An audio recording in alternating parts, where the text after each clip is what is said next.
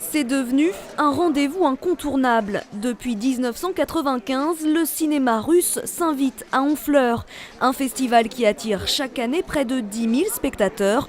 La recette de son succès, une programmation variée, des films pour tout public et surtout beaucoup de convivialité. Il est familial, contrairement à Deauville ou à Cannes, etc.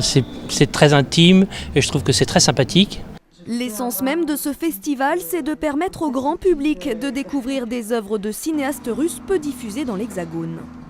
C'est dommage qu'on n'en voit pas énormément en France, mais bon, grâce à des festivals comme ça, comme un festival à Honfleur, le public français peut se rendre compte que oui, il se passe des choses.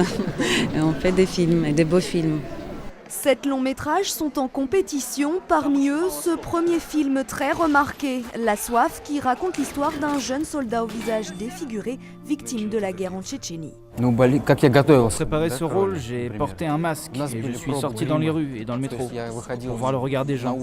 J'ai aussi beaucoup parlé avec des soldats.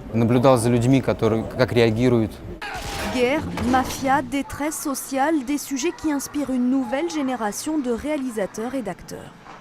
La société russe étant en pleine effervescence, forcément le regard de ces artistes doit être nouveau aussi. Donc j'ai hâte de déguster ces nouveaux films.